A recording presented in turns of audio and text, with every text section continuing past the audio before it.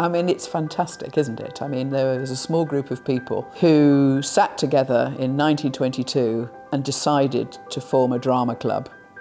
And here we are, 100 years later, and it's not just surviving, but it's thriving. I mean, wouldn't they be thrilled?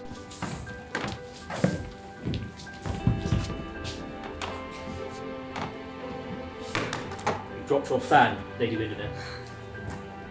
I don't think I've ever known anyone come and act here and say, oh, I'd never go back there. Or, you know, volunteer in any way, front of house or anything. We do tend to retain people quite well because we're such a lovely, friendly, welcoming group of people. I think if you try and be the best you can and offer opportunities to actors and technicians to work with the best and use the best equipment in the best surroundings, you'll end up with a good product. There's no cutting corners. It's always about the quality and making sure that everything's 100% as close to professionally produced as it can be. And I think that really makes a difference.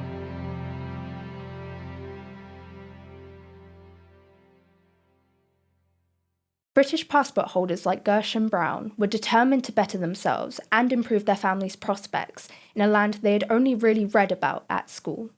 They had had a colonial education.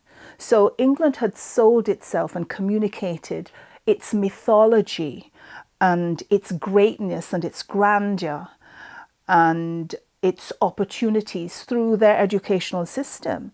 So they knew the Wordsworth, I wandered lonely as a cloud that floats on high, or vale and hill, when all at once I saw a cloud, a host of golden daffodils. Daffodils, to my knowledge, don't grow in Jamaica. But they knew all about daffodils.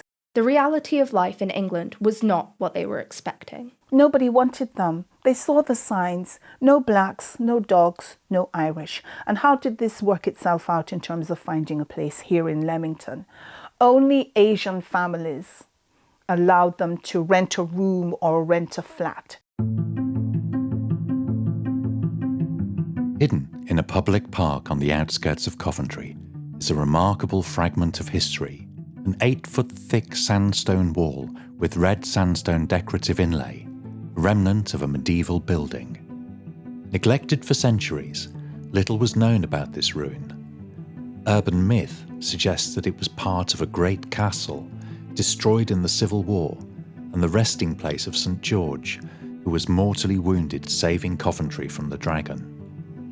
But the reality is quite different. This was once a grand manor house owned by some of England's most illustrious families. But it fell into decline when the money ran out. Caledon has been this romantic, mysterious ruin. It actually contains a rich tapestry of history.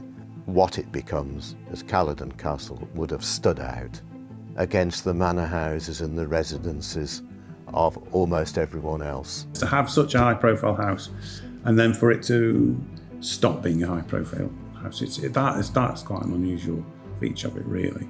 And that's one of the intriguing things about it.